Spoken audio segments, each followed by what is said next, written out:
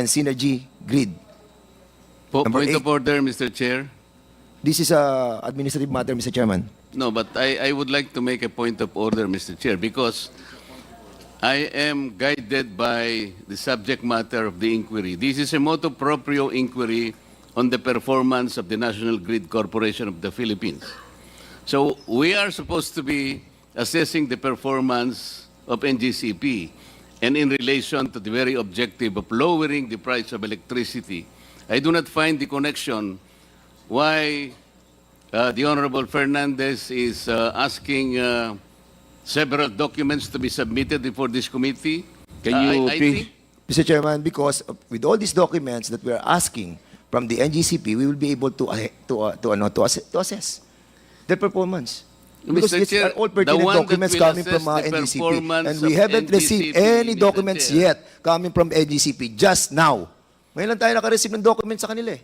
Ano, pipigilan niyo ako na kunin to. Ang tagal-tagal ko na kinukuha to, 2019 pa. Mr. Chairman, if I may proceed.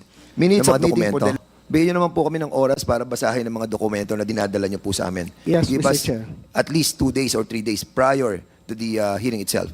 Apa, Mr. Thank you. And secondly, Mr. Chairman, all requests for authority to purchase land executed by the NGCP or any of its officials. Third, yung pong mga memoranda executed by the NGCP or any of its officials in relation to construction projects by the NGCP. Ikaapat po, any and all documents submitted by the NGCP during the bidding for the privatization of Transco. And number 5, any and all documents submitted by the NARI group in relation to the bid proposals submitted to NGCP. Share purchase agreement among Henry C., Robert Kyoto, and Synergy Grid and Development Incorporated. Submit it to us as well. Number 7, proof of approval by the Philippine Stock Exchange and Philippine Competition Commission of the share purchase agreement or the share swap transaction among Henry C., Robert Kyoto, and Synergy Grid. Number point 8. of order, Mr. Chair. This is a administrative matter, Mr. Chairman. No, but I would like to make a point of order, Mr. Chair, because I am guided by the subject matter of the inquiry. This is a motu proprio inquiry on the performance of the National Grid Corporation of the Philippines. So we are supposed to be assessing the performance of NGCP, and in relation to the very objective of lowering the price of electricity, I do not find the connection why the Honorable Fernandez is asking several documents to be submitted before this committee. Can you I please- think Mr. Chairman, because with all these documents that we are asking from the NGCP, we will be able to assess their performance. Because Mr. these Chair, are all the pertinent one that documents will coming from assess the NGCP. performance And we of haven't received NGCP, any Mr. documents Chair. yet coming from NGCP just now. Ngayon lang tayo nakareceive ng documents sa kanila eh. Ano, pipigilan niyo ako na kunin to. Ang tagal-tagal ko na kinukuha to, 2019 pa. Mr. Chairman, if I may proceed. Minutes of meeting for the election of corporate officers of NGCP. NGCP corporate policies on the functions and qualifications of officers and audit committee, compensation committee, and nomination and election committee. Number 10, authorization from the Department of Justice for the employment of technical personnel, list of names of nationality and all of managerial employees of NGCP, including their respective job descriptions and years of employment. Number 12, complete organizational chart of NGCP. Number 13, tripartite agreement of Transco, NGCP, DICT in relation to the National Broadband Plan. Broadband Plan. And lease agreement between NGCP and DICT in relation to the National Fiber Backbone. Now, Mr. Chairman, I will proceed. Mr. Chairman, ang tanong ko lamang po sa ERC, yung po bang last rate reset natin, 13 taon na po tayong walang rate eh. Di ba? At lagi kapag sinasabi natin, rate reset, lagi na lang sinasabi natin na ang sinasabi ng NGCP, kasi ang ERC hindi sila nag-re-reset eh. It's always like that eh. Lagi ang sinisisi ng NGCP ay kayo. Bakit? Can you kindly tell us, bakit umabot ng 13 taon? Samantalang sinasabi sa atin ng batas, rules ng ERC every 5 years, di ba? Every 5 years. Oh, kailan ang last reset natin? Kailan? Ma'am, Mr. Chair, Isa de Malanta. apo. Yung last na rate reset po ay para sa third regulatory period covering 2011 to 2015. So, natapos po ito bandang 2010. Pinatupad po nila ng 2011. so, 2016 to 2023.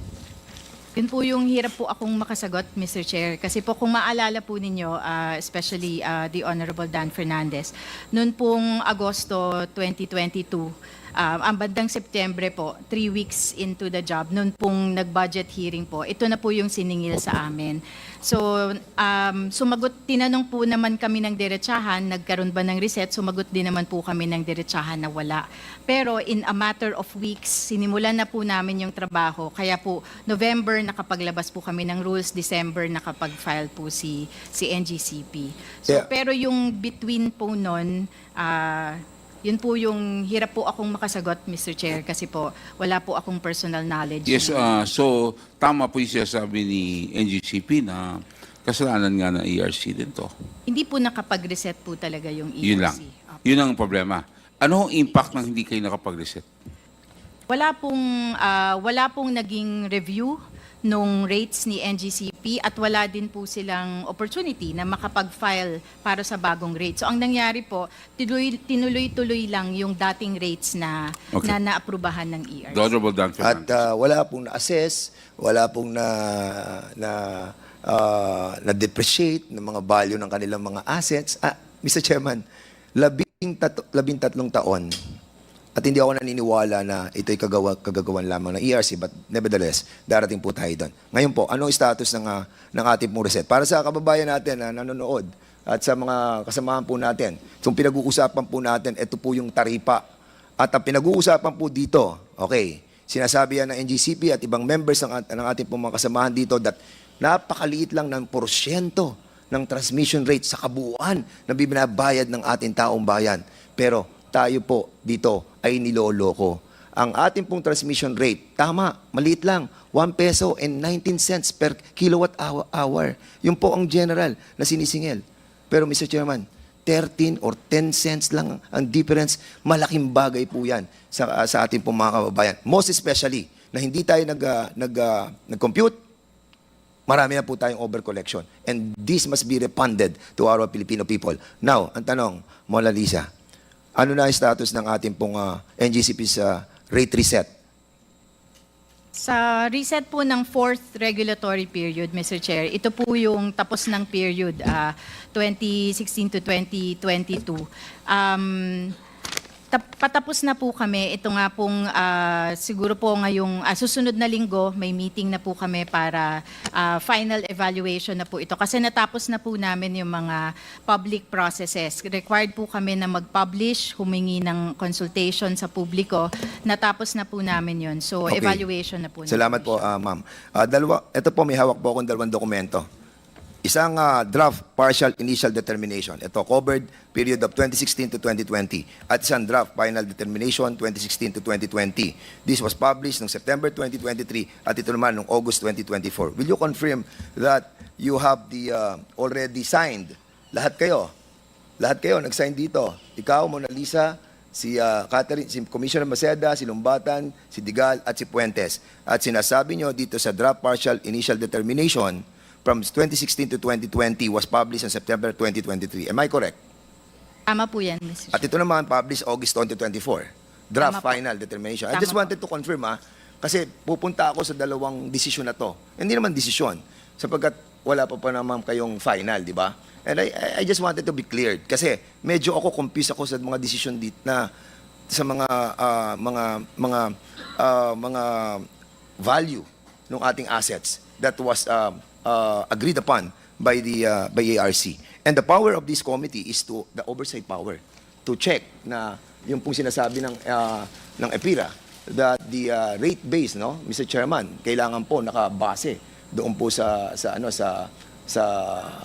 tinatawag po nating methodology na ginamit po nila. Now, ang tanong ko po, Dito ba sa dokumento na ito, na covered by this document, are you saying na 2016 lang to 2020 itong partial initial determination? Tama po. Tama. At ito naman, 21 to 22? Hindi po, buo na po. Buo na. 2016 to 2022. So, imbis na 5 taon tayo ngayon, 7 taon na yung ating pong fourth regulatory period. Tama po. Am I correct? Okay. So, sinabi ninyo doon sa draft final determination which covers the 2016 to 2022, sabi mo, na-post to nung August 24 at na-post din to nung September.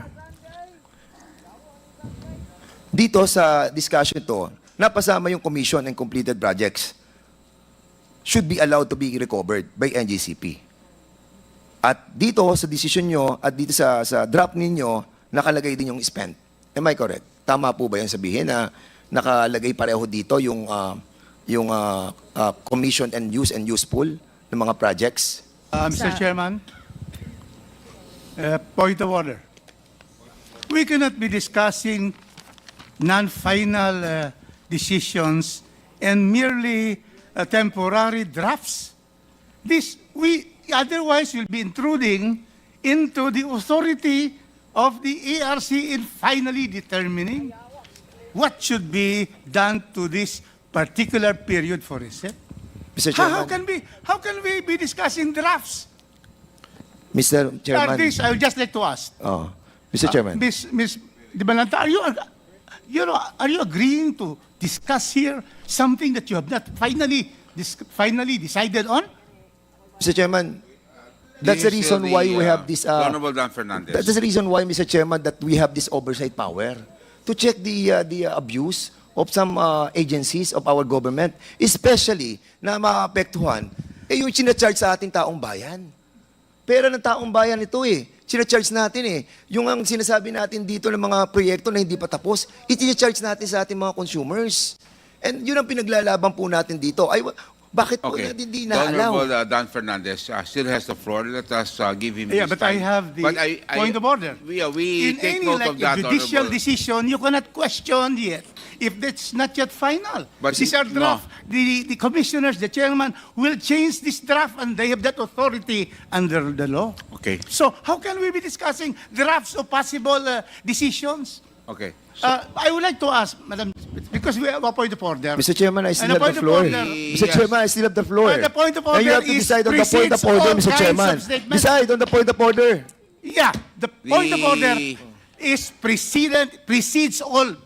The point in Mr. the Chairman, have we hierarchy. violated The point any of order rules is number one. with the, Yes, with may the we manifestation know of what is Congressman the Rufus what is Rodriguez? the what rule has been violated, Honorable Rodriguez? Because point of you order. will have to understand that he's asking a question based on some research that he has made. That's correct. So let us give him that No, time no, no, because you have because to a understand point of that order interrupts anybody. I will agree, but you'll have to cite also what What rule have rules? what rule have we violated?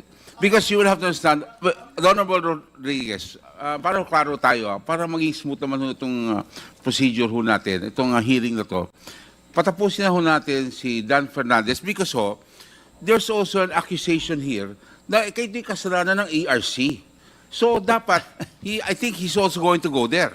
So I would like to hear, because in his statement, meron siyang statement kanina na meron kayong kasalanan. So I want him now to continue, and I will allow him to continue, the Honorable With due Rodriguez. respect to our chair, Okay. our rules provide for precedence of motions.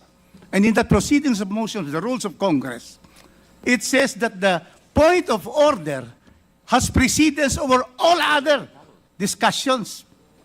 And that is why I'm saying that I have a point of order that in this proceeding, we cannot be discussing No, drafts Mr. Chairman, which what are rule was not yet violated? final. Mr. Chairman, what rule was violated? Tama I po think- yun. Rule on the precedence Tama po of yun. motions. Mr. Chair, 2-minute Pero break, ano Mr. po Chair. yan ang, Break. Anong, Can we have a break, anong Mr. rules Chair? ang Okay, na-violate session, natin, Mr. Chairman? Session suspended. Wala naman tayo Alam po ninyo, binabiolate sa rules eh.